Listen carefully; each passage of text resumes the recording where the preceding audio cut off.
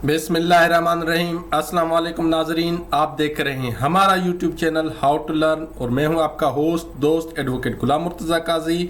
अल्हम्दुलिल्लाह अल्हम्दुलिल्लाह, आप दोस्तों के तावन से, आप दोस्तों की हेल्प से, आप दोस्तों के सहकार से हमारा चैनल बहुत ज़्यादा तरक्की कर रहा है। माशाल्लाह बहुत ज़्यादा तरक्की कर रहा है। विद इन वन मंथ हमारे सब्सक्राइबर अल्हम्दुलिल्लाह अल्हम्दुलिल्लाह अबाउट 200 तक हो गए हैं अल्हम्दुलिल्लाह। तो ये आप दोस्तों की काविशों का और भरपूर साथ का सहारा है हमारे लिए, और हमारा चैनल हर इंसान के लिए फ़ायदेमंद हो रहा है साबित अल्हम्दुलिल्लाह। जो ताकि शागिर्द हैं, जो चलो ठीक है गरीब बंदा है, कोई एडवोकेट साहिबान हैं, जो भी है, हर किसी के लिए हमारा चैनल बहुत अल्हम्दुलिल्लाह निहायत फ़ायदेमंद साबित हो रहा है। और दोस्त बहुत हमसे कोऑपरेट कर रहे हैं, बहुत उनकी नवाजिश है, बहुत उनके एहसानात हैं कि वो हमारे साथ सहकार कर रहे हैं। तो आज का ये जो हमारा लीगल टॉपिक है उसकी तरफ चलते हैं वीडियो को लंबा किए बगैर। तो हमारा टॉपिक है 12F2 की जो एप्लीकेशन हम फाइल करते हैं। अगर कोई जजमेंट, कोई डिक्री कोई पास हो जाती है किसी के खिलाफ और उसमें फ्रॉड, धोखाधड़ी या बेईमानी से कोई बंदा डिक्री हासिल कर लेता है, तो उसको किस तरह से कैंसिल करवाया जाए, क्या प्रोसेस है, क्या तरीका है कि फ्रॉड से हासिल की हुई डिक्री को, फ्रॉड से जीते हुए केस को, फिर धोखेबाजी से जीते हुए केस को हम किस तरह उससे अपना रिलीफ ले सकते हैं, किस तरह अपना मसला हल करवा सकते हैं। तो चलते हैं अपनी वीडियो की तरफ। फर्स्ट ऑफ ऑल, जिस कोर्ट ने भी आपके खिलाफ डिक्री पास की है और प्लेंटिफ ने फ्रॉडुलेंटली आपके खिलाफ डिक्री हासिल कर ली है, फ्रॉड से आपके खिलाफ केस डिक्री हो गया है उसका, तो उसने अभी आपके खिलाफ अपना केस अभी एग्जीक्यूशन भी वो चले उसने फाइल कर दी, तो आपके पास क्या प्रोसेस है। तो हम चलते हैं वीडियो की तरफ। फर्स्ट ऑफ ऑल, जो भी कोर्ट डिक्री पास करती है, जो भी कोर्ट के ऑर्डर आपके खिलाफ पास करती है, तो उसी कोर्ट में हमें ये एप्लीकेशन देनी होती है। ये एप्लीकेशन हद से भी ज़्यादा ज़रूरी है आप लोगों के लिए। अच्छा, तो हमारे चैनल से आपने जो भी ये सीखते हैं, तो अगर आप स्टूडेंट हैं ला के, तो आपको हद से ज़्यादा काम आएगी। क्योंकि जब भी आप ड्राफ्टिंग सीखते हैं, तो जब बेसिकली मैं भी जब नई मैंने ड्राफ्टिंग सीखी थी और मैंने चैम्बर एक ज्वाइन किया था, तो अल्हम्दुलिल्लाह किसी भी दोस्त को इतनी इनकम नहीं होती थी। मुझे अल्हम्दुलिल्लाह डेली बहुत अच्छे 2000-2500 तकरीबन, मैं आपको बता रहा हूँ कि इनिशियल स्टूडेंट एज में, स्टूडेंट जब मैं था तब भी मुझे इतनी अल्हम्दुलिल्लाह इनकम होती थी। तो मैं आपको बता रहा हूँ, तो नया जब बंदा वकील बनता है तो उसके लिए बहुत ही ज़्यादा मुश्किल होता है इनकम करना, पैसे कमाना। तो उससे ज़्यादा डिटेल में नहीं जाते, आप ये वीडियोज़ देखेंगे। अगर आप स्टूडेंट है तब भी आपके लिए बहुत ज़्यादा फ़ायदेमंद होगी। अगर आप कोई एडवोकेट साहब है तो भी, अगर आप कोई गरीब बंदा है जिस तरह कोई अफोर्ड नहीं कर सकता किसी भी मसले को, किसी चीज़ का उसको हल पता नहीं चलता, तो हमारे चैनल से अल्हम्दुलिल्लाह उनको हर चीज़ का, हर मसले का हल बताया जाता है। तो चलते हैं वीडियो की तरफ। तो इन दी कोर्ट ऑफ सीनियर सिविल जज, जिस शहर में आप रहते हैं, जिस शहर में आपके खिलाफ डिक्री पास की है, फ्रॉडुलेंटली प्लेंटिफ ने अपने खिलाफ डिक्री करवा दिया है, सूट अपने हक में, तो उस कोर्ट का नाम, फिर उसके पास एप्लीकेशन नंबर, ये 12F2 का ये कोर्ट अलाट करती है। जिस साल में आप फाइल करें वो साल हो जाएगा। अभी जिस सूट में आपके खिलाफ वो फ्रॉडुलेंटली डिक्री पास हुई है उसका नंबर आ जाएगा और फिर उसका जो साल है वो आ जाएगा। और उसके बाद अभी ये जो ऊपर वाला सूट है जिसमें आपके खिलाफ डिक्री पास हुई है, वो उसमें जो प्लेंटिफ है उनके नाम, ठीक है, एक से ज़्यादा है तो एंड अदर्स, ठीक है, ये प्लेंटिफ्स हो जाएंगे। एक से ज़्यादा हैं तो फिर ये उनके नाम वगैरह हो गए। उसके बाद वर्सेस उसका सूट में जो प्रीवियस सूट था उसमें जो आपके खिलाफ डिक्री पास हुई उसमें जो है डिफेंडेंट इधर आ जाते हैं, डिफेंडेंट जो थे, ठीक है। तो आप वो ये देख सकते हैं डिफेंडेंट है जो उनके नाम, अगर एक से ज़्यादा है तो डिफेंडेंट आपको पता है, एक से ज़्यादा है तो एंड अदर्स हो जाएगा। तो उसके बाद फिर नीचे ये डॉट दे के हम नीचे आते हैं। अभी जो भी इधर एग्रीव्ड है उस जजमेंट डिग्री से, जिसको भी मसला है, जिसको भी परेशानी है, तो वो अगर मिसाल के तौर पर ये जस्ट फॉर नॉलेज पर्पज़ है, वो उसका नाम, ठीक है, फिर उनके वाल साहब का नाम, वालदा का नाम, जिस तरह भी एटेड मुस्लिम जो भी उनकी कास्ट वगैरह है, रहाइश, पूरी डिटेल हम उनकी देते हैं, ठीक है। ये पूरी डिटेल देने के बाद हम उनका जो है फिर थ्रो, अभी उनका स्पेशल अटार्नी है तो वो अगर वो खुद हैं तो वो मिसाल के तौर पर जिस तरह भी वो फाइल करते हैं ये एप्लीकेशन, खुद भी फाइल कर सकते हैं, थ्रू अटार्नी भी फाइल करते हैं। आपको मैंने पिछली वीडियोस में बताया था अटार्नी का भी तरीका, मैंने आपको टोटल बताया था कि स्पेशल पावर ऑफ अटार्नी किस तरह ड्राफ्ट करते हैं, किस तरह पूरा हम आपको डिटेल में बता दें। लेकिन मैं जस्ट थोड़ी वीडियो शॉर्ट भी करता हूँ क्योंकि टाइम की कोताही होती है, टाइम की कमी होती है हमारे पास। अगर ज़्यादा वीडियो लंबी बनाता हूँ तो दोस्त फिर नाराज़ भी होते हैं, इस वजह से मैं शॉर्ट भी करता हूँ। तो चलते हैं अपनी वीडियो की तरफ। तो अगर वो अटारनी के थ्रू फाइल करें तो उनका नाम हो जाएगा, उनके वालिद साहब का नाम, फिर उनकी पूरी डिटेल हो जाएगी, एयरटेल मुस्लिम भाई का जो भी डिटेल है। अभी उसमें जाएंगे तो वीडियो लंबी हो जाएगी, उनकी रिहाइश वगैरह पूरी डिटेल हम बताएंगे, ठीक है। उसके बाद ये एप्लीकांट कहलाते हैं, ठीक है, क्योंकि आपको पता है एप्लीकेशन में जो भी ये एप्लीकांट होता है, जो भी ये एप्लीकेशन फाइल करता है वो एप्लीकांट कहलाता है। अभी वर्सेस जिनके खिलाफ हम कर रहे हैं, ठीक है, एक से ज़्यादा है तो उसको आपको पता है ऑब्वियसली उनका नाम, उनके वालिद साहब का नाम, सेकंड नंबर पे जो भी है उनका नाम, उनके वालिद साहब का नाम। मैं जल्दी इस वजह से बोलता हूँ क्योंकि वरना अगर मैं स्लो बताऊँगा, पूरा डिटेल में एक एक वर्ड करके बताऊँगा तो वीडियो जो है ना हद से भी ज़्यादा लंबी हो जाएगी। तो उसका नाम, और चौथे नंबर पे जो भी है उसका नाम, उसके वालिद साहब का नाम, पाँचवें नंबर पे जो भी है, फिर उन सारों की डिटेल आ जाएगी इधर, ठीक है। जो भी उनकी रहाश वगैरह है, तहसील वगैरह, ज़िला वगैरह, ये सारे आ जाएगी। और उसके बाद जो है छठे नंबर पे जो भी है उसका नाम, उसके वालिद साहब का नाम। जस्ट फॉर नॉलेज पर्पज है, जितने भी आपके अपोनेंट हो सकते हैं, ठीक है, मिसाल के तौर पर आपका 1 है, 2 है, 5 है, 10 है, 20 है, जितने भी हैं आप उनका नाम देंगे ये, ठीक है।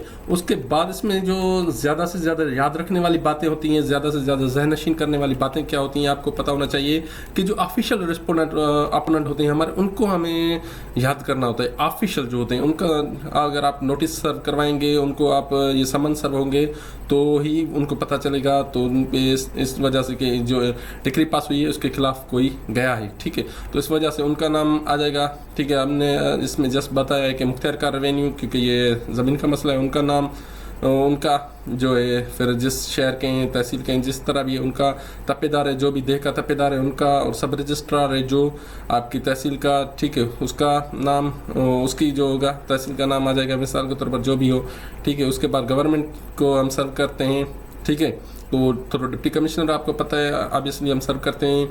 तो जिस ज़िले में है उस ज़िले का नाम आपको पता है, जस्ट आना चाहिए।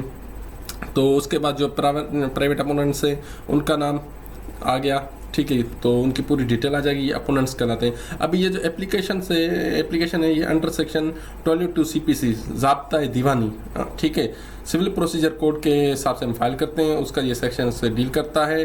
तो ज़्यादा उस डिटेल में हमारा काम है आपको प्रैक्टिकल बताना, थ्योरी बताएंगे तो फिर वीडियो लंबी हो जाएगी, आप दोस्त नाराज़ होंगे, ठीक है। तो उसके बाद तो हम प्रेयर करते हैं ये कि that upon applicant very humbly submits, वो आजाना तौर पर सबमिट करता है जो नीचे बताया गया हुआ है।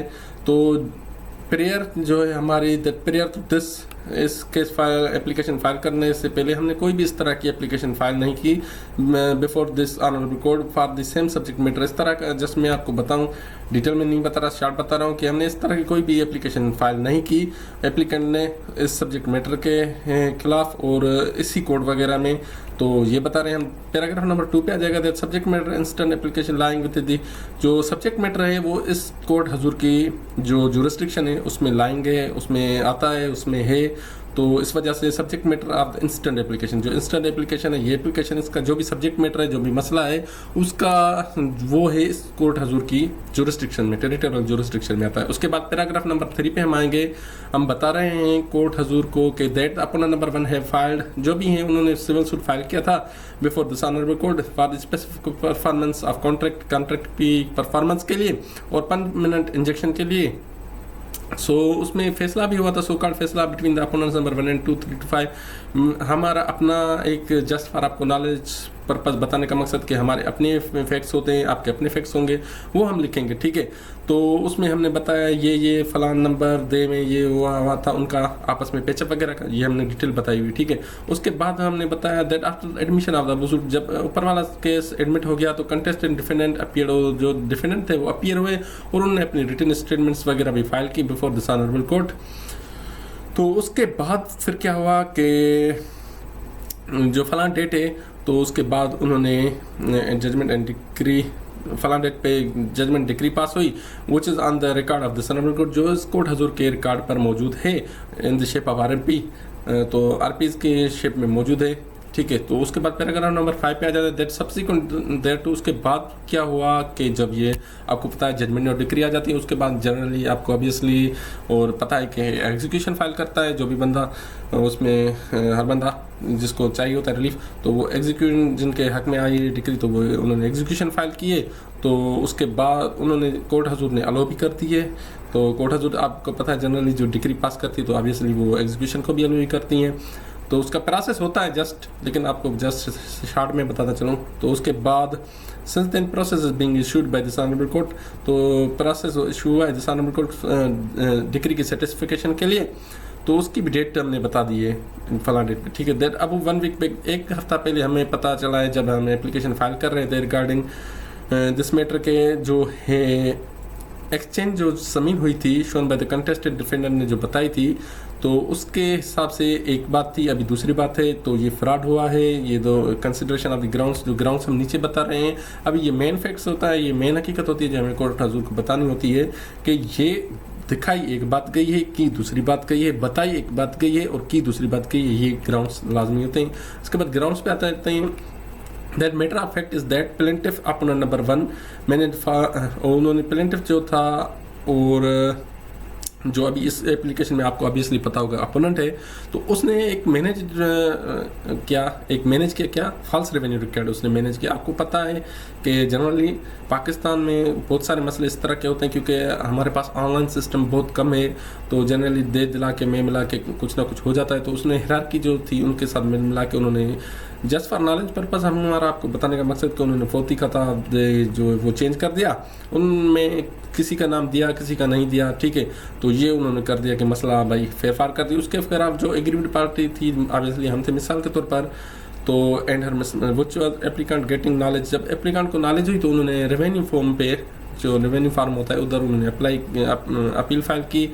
तो जो डिप्टी कमिश्नर थे, कमिश्नर साहब ने भी उनके हक में फैसला दिया, जो डिप्टी कमिश्नर साहब ने उन्होंने भी रिपोर्ट कॉल कराई और वो भी जो सारा कुछ था हमारे हक में गया वो सारे, और उनको डायरेक्ट किया गया कि आप एंट्री वगैरह ये कैंसिल करें।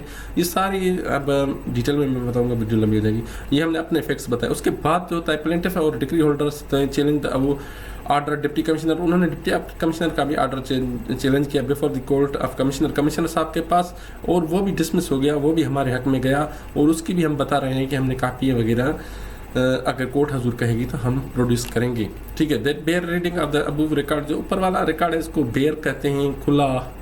बेयर की बहुत सारे मायने हैं लेकिन आप इसको खुला समझे, सीधा सादे अल्फाज में समझे कि इसकी पता चलता है कि जो ऊपर वाली बताई गई हुई प्लेंटिफ की जो that bear reading of the as well as upon produce the plaintiff with the plaintiff wide entry number, जो एंट्री नंबर है वो जजमेंट और डिक्री के खिलाफ from the sun good by the way of playing fraud. Fraud seriously उन्होंने आपको पता है कि किसी को छुपा के जो लीगल एयर्स वगैरह को छुपा के उन्होंने ये जजमेंट और डिक्री हासिल की है। तो वो जस्ट फॉर नॉलेज पर्पज में आपको बताता हूँ, जजमेंट डिक्री की डेट भी हमने बताई है, तो उसको सेट असाइड करना चाहिए क्योंकि उसमें उनके जो लीगल हेयर्स थे उन्होंने वो छुपा दिए हैं, किसी को छुपाया है किसी को बताया है, तो आप समझ सकते हैं। तो उन्होंने ये फ्रॉड से डिक्री हासिल की। That the plaintiff number 1 and 2, ठीक है, दे हैव कमिटेड फ्रॉड, तो उन्होंने फ्रॉड किया है। और जो इनोसेंट लीगल हेयर्स थे उनके डिक्रीज के उनके साथ भी उनके जो राइट्स हैं उनको भी उन्होंने वायलेट किया है, ठीक है।